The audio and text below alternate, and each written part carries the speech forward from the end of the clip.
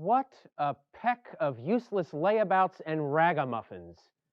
The core of sappers and miners, pride of Washington's army. In all my years with the colors, I've never seen a more slovenly lot of soldiers, and I have seen and smelt my fair share. What? You think they gave me these 2 stripes on account of how handsome and macaroni they make me look? And I think we can all agree that they do.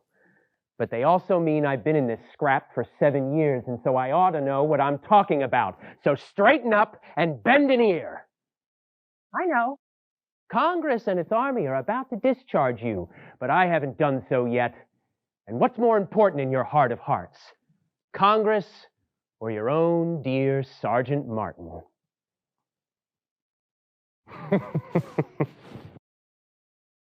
Well, friends, we've reached the end of our road.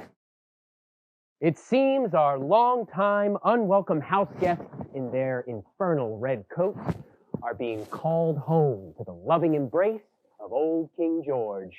Come out to play no more. Our good General Washington says that we've seen their backs for the last time, which suits me fine. You all well know they are much more pleasing from that perspective anyway. And if it's time for John Bull to trot on home, I suppose the same can be said for Messrs. Yankee Doodle. I dare say the coming peace may be our most Herculean task yet.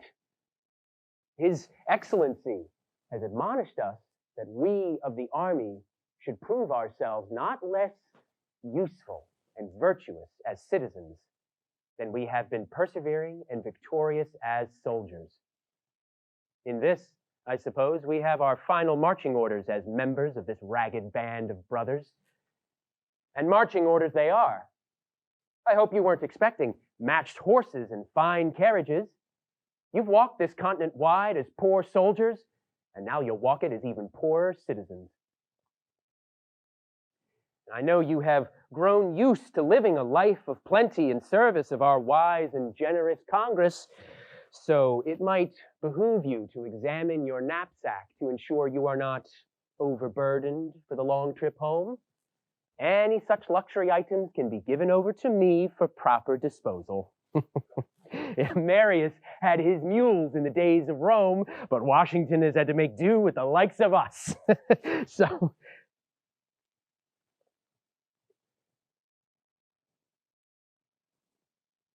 well now, good tidings to you all. The golden rule reminds me to do well unto others, so you can feel free to keep your baubles and bobs. No, don't thank me. Thank my grandmam, a kind old lady who would be quite displeased to know how much I have neglected testament she gave me before leaving home. That was in 76, when I first became a revolutionary. War had lately begun, and I thought I was as warm a patriot as the best of them. I was all afire to join the colors, but my wise grandparents wouldn't have it. The heroes of all the histories and romances have, or are supposed to have, ancestors or some root from which they sprang. I conclude then that it is not altogether inconsistent to suppose I had parents too, and so I did. But it was my mother's folk who raised me. My father, had his troubles. He was a minister who had the unfortunate tendency to fleece his own flock. So I came to spend my boyhood on a Yankee farm in Milford, Connecticut. The good old people showed me naught but kindness, giving me a comfortable youth that I never appreciated until soldiering showed me the error of my ways. At the time, I couldn't wait to be gone, and soldiering seemed just the thing. Adventure, glory, comradeship. They tried to talk me out of it, but the more they talked, the more obstinate I became. Finally, after a long struggle full of sallies and retreats, I won my first victory. The decisive blow fell when I tendered to my elders that, without their consent, I would sign on aboard a privateer. Not even old enough to shave, I fancied myself quite the rogue. Seeing me so determined, and being equally determined themselves that at least my foolish self be in service on the good, solid earth, rather than the rolling seas, they reluctantly gave their assent. I fairly danced my way to sign up, a sight that might make me more terrifying in the ballroom than on the battlefield. My treasonous legs, though, began to shake beneath me as I stood before the muster roll. I took up the pen, loaded it with the fatal charge, made several mimic imitations of writing my name, but taking especial care not to touch the paper with the pen, until an unlucky devil who was leaning over my shoulder gave my hand a stroke, which caused the pen to make a woeful scratch on the paper. Well, thought I may as well go through with the business now as not, and so I wrote my name fairly upon the indentures, and I was a soldier in name, at least, if not in practice. My grandsire looked upon my return with manly stoicism. He proceeded, "Well, I suppose you ought to be fitted out for the expedition." He was calm, as was my grandmam, and in my ignorance I mistook that calm for indifference. Those of you with children well know I could not have been more wrong. Behind that calm facade, they were as the parents whose absence I'd always felt so keenly. The proof of this affection was in the care they took to fit me out with arms and accoutrements, clothing and cake and cheese and plenty, not forgetting to put my pocket Bible in my knapsack. So fortified and with a boy's brashness, I hied myself hence to the seat of war to join General Washington in New York, not realizing I was leaving behind the only real family I'd ever known. It is altogether a good thing I did not find myself aboard a privateer, tossed on the brine, for even the short voyage by ship to New York, I felt my face taking on the hue of pea soup, and well, you can well see what this tale portends. My stomach was soon divested in explosive fashion of the cake and cheese. I blessed Providence when I set once more my feet on solid ground. My relief, however, was to be somewhat short-lived. About the time I attached myself to the Revolutionary Army, the British made manifest their intentions to ruin our appetite for war as well. Previously, I had never spent a thought on numbers. The Americans were invincible, in my opinion. With the spread of enemy sail in view, suddenly I thought about it now, and it gave me a rather less than disagreeable feeling. I was pretty well assured I should have to snuff a little gunpowder, but with the King's legions in full view, suddenly I liked the idea less. By night, they marched us down to the water, and we filed into a shallow trench carved out of the wet sand.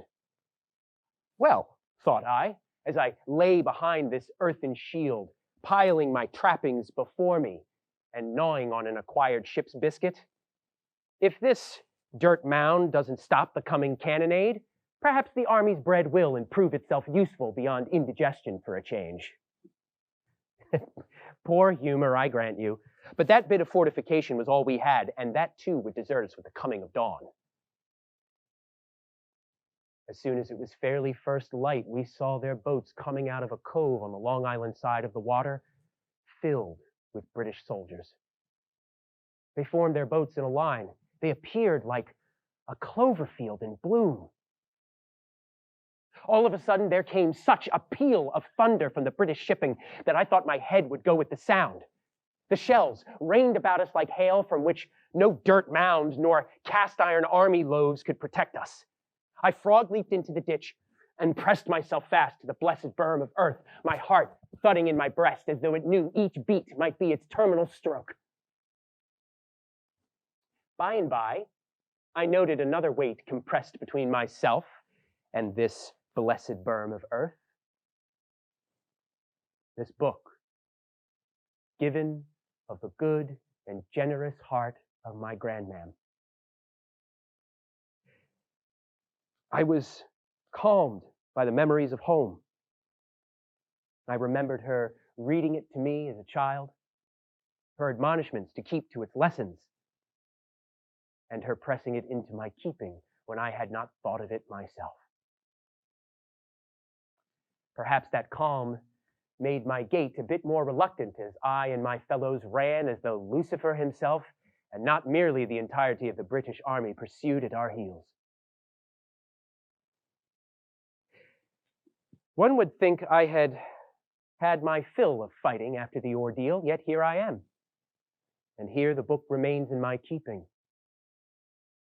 as much a testament to the lady who so kindly gave it as any providence which preserved me to carry it on.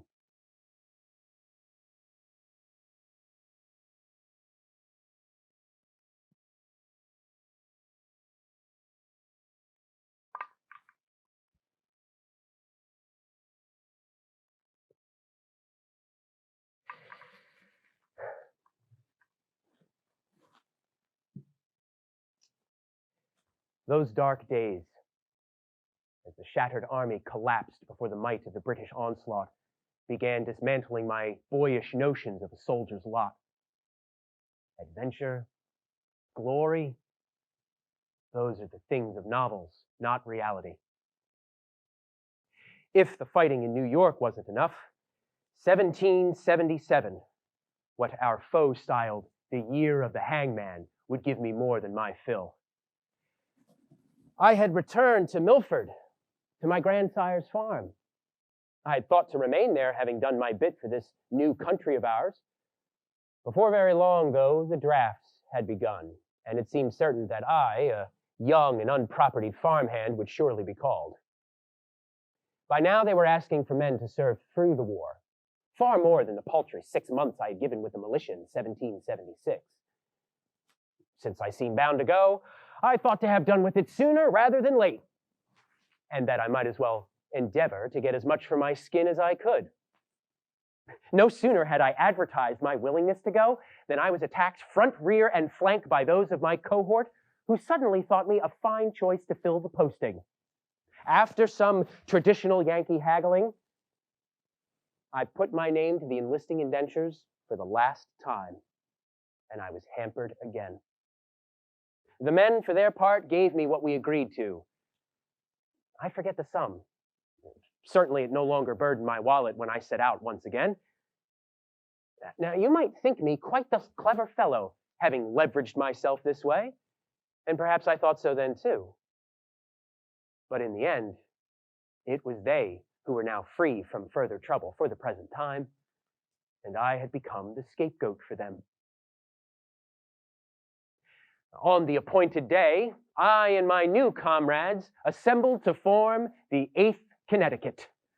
Never was there a finer body of troops in the country service, present company excluded, of course. We drew our arms and equipments. Congress was always careful to supply us with these articles, even if he could not always give us anything to eat, drink, or wear.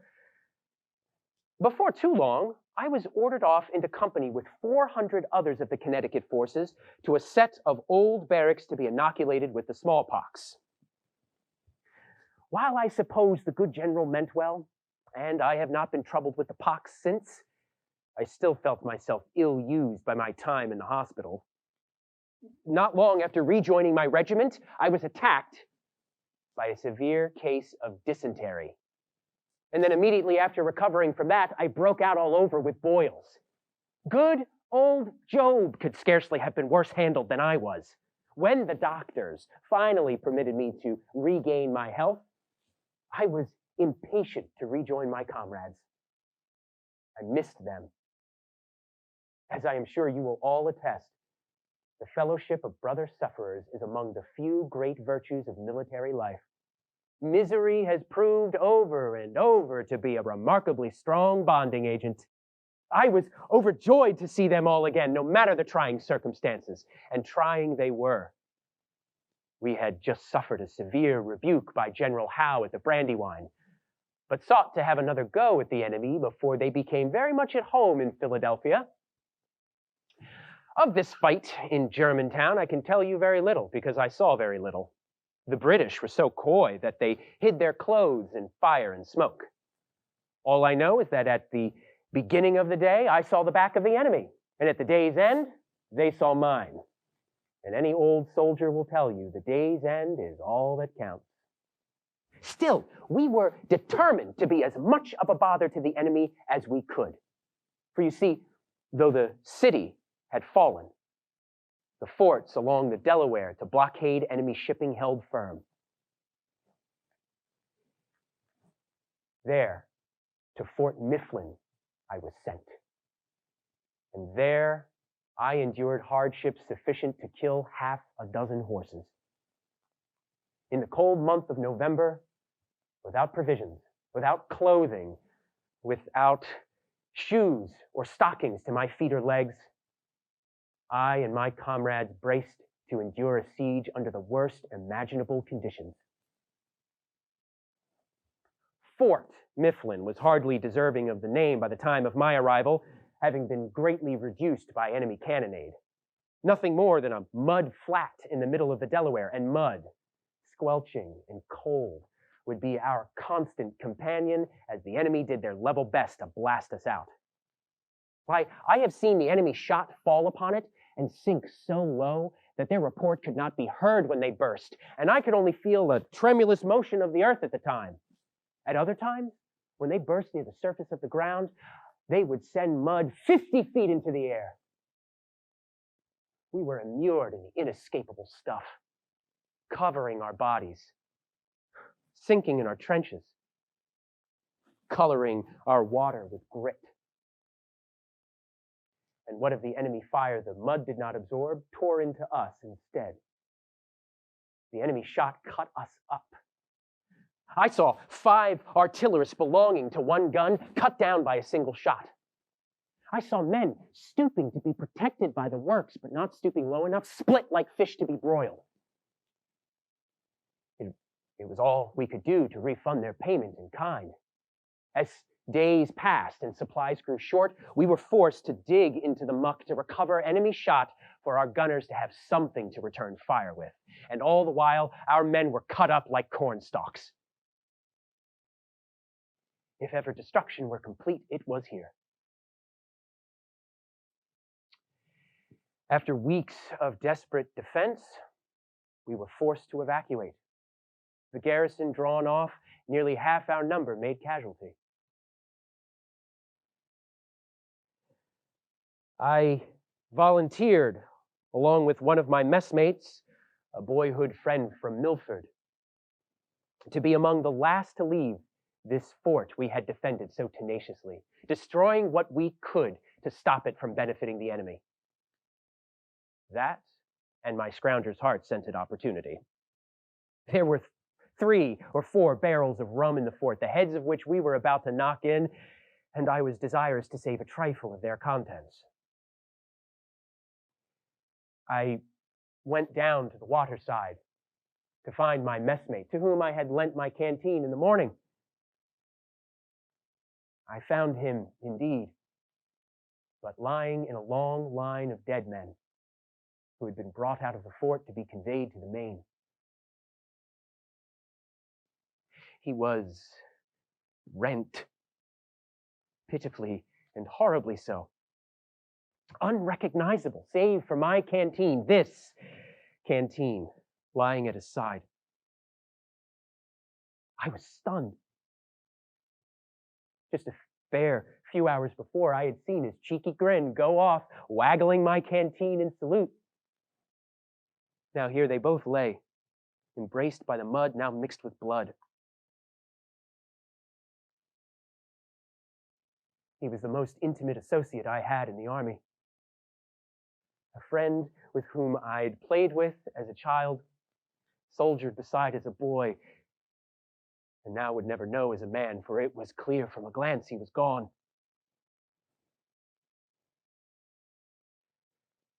In that moment, I realized, despite all I had seen, I knew nothing of war.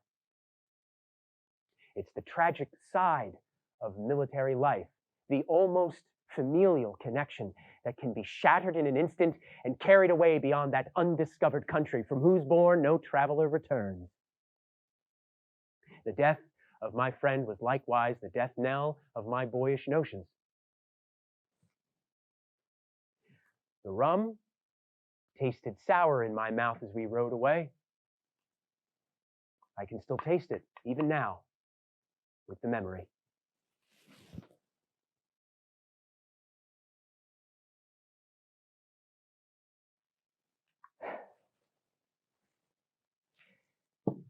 The struggle at Mud Island was as hard and fatiguing a job as occurred during the war.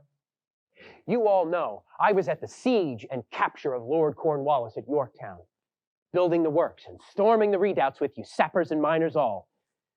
So you may know my meaning when I say that the hardships of that are not more to be compared with this than the sting of a bee is to the bite of a rattlesnake.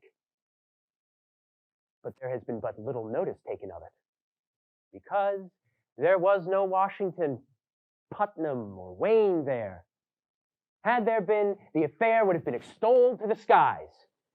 No, it was only a few officers and soldiers who accomplished it, and such troops generally get but little notice taken of them, do what they will. Great men get praise, little men nothing.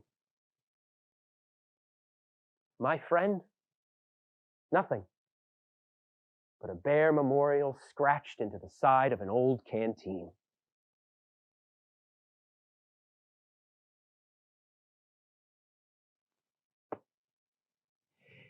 It seemed I had cheated the hangman in his year when so many others hadn't.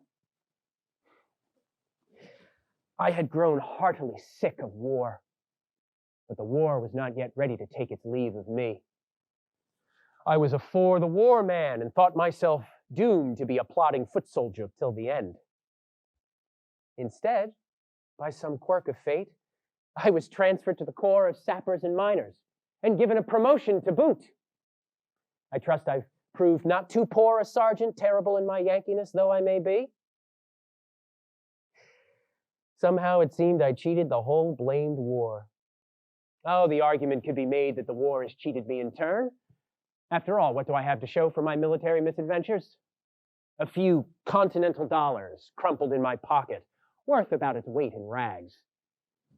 Cracked hands stained a permanent gunpowder gray, and I am sure a lifelong aversion to ox's milt and vinegar, but that's a story for another time. Not so very much when you think of it like that. And yet, just like the edge of a storm cloud, old Sergeant Martin has found his silver lining. For everything the war has taken from me, I have seen such a spread of this new country of ours. And let me tell you, friends, there is a world entire beyond sodden cantonments and even soggier soldiers. Living in that world?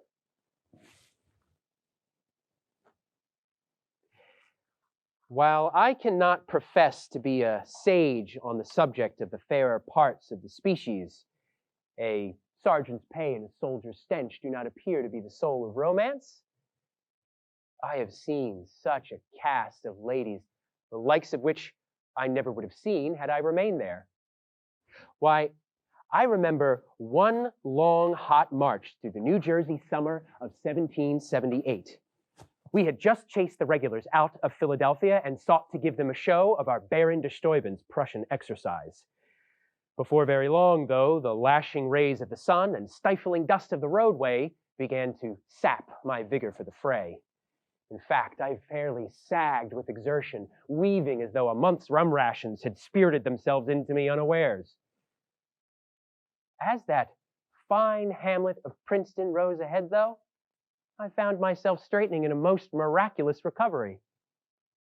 The young ladies of the town had collected and were sitting at the windows and in the stoops to watch the noble exhibition of 1,000 half-starved and three-quarters naked soldiers pass in review before them.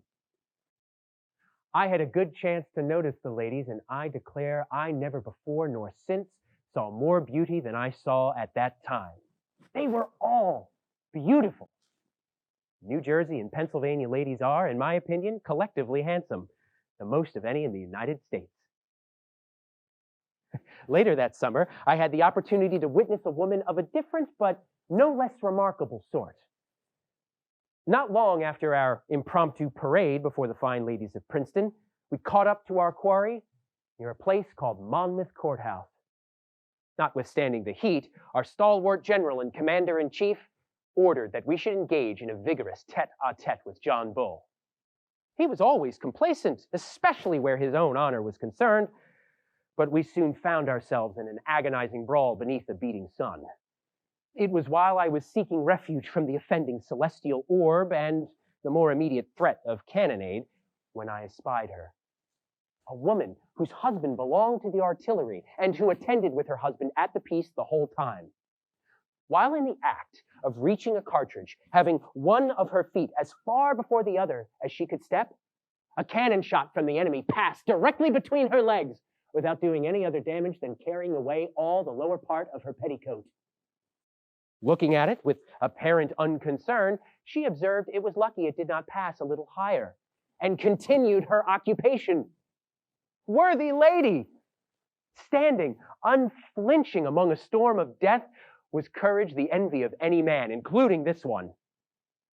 With her aid, the enemy was checked and scurried back to their New York bolt hole, leaving the sun-baked field in our hands. With their escape, yet again, I admit I saw no likelihood that the war would ever end. After 4 years with nothing but the canopy of heaven for my tent, I longed for home, never at the time dreaming that 1781 would see Cornwallis cast down and an empire humbled. I begged and received a furlough to return to Milford for a visit. When I arrived, I found my good old grandmother had gone to her long home, and my grandsire gone 40 miles back into the country to his sons, and I never saw him afterwards. It was my sister who was keeping house, and I was heartily glad to see her. It had been several years since I had seen her. There was likewise a neighbor's daughter, whom I had seen more than once in the course of my life. I was determined to spend my time as agreeable as possible among the young people of my acquaintance, for I thought I was old enough to choose the method of employing my time, being now nearly 21 years of age. I did indeed enjoy myself about 10 days as agreeably as I ever did in the same space of time in my life. I was loath to see my leave come to an end, but such is the nature of all good things. I confess I never left home with more regret before. With this affectionate token pressed into my hand by one whose palm remains soft and unstained by war and toil, I need not tell the reason. Perhaps you can guess. So you see, I believe I already have my next adventure ahead of me, but between us, I have charged the mouths of cannon and faced the glinting steel of more British bayonets than I can count. But I have never before been so terrified in my life. But just as I learned the measure of soldiering, though, I am sure I shall learn the measure of this new pursuit and anything else I find along the way. Sometimes I think I fell asleep at my grandsire's farm, a tender boy of 15, and woke up as the old man at 22. What have I missed in 7 years? I cannot help but wonder, and yet, for my part, I cannot regret the price I have paid in the making of this new country of ours. Even if our contributions are lost beneath lofty names and high titles. After all, Alexander the Great could never have conquered the world without private soldiers, nor could this country of ours have endured without its Continentals. But the road is long and not getting any shorter. I find I have been putting off my going, so I thank you for the indulgence. I think it's time, though, that we were all on our way. It may be that we of this faithful band are to be parted forever, as unconditionally separated as though the grave lay between us. We have lived together as a family of brothers for several years, shared with each other in the hardships, dangers, and sufferings incident to a soldier's life, sympathized with each other in trouble, sickness, assisted in bearing each other's burdens, or strove to make them lighter. I am proud to have known each and every one of you. And you can be sure that if I ever get around to putting this all down into some small book or ledger, you will not be forgotten, even if the historians pass you by. Poor and rude though the treatise may be, I know you will forgive me the faults.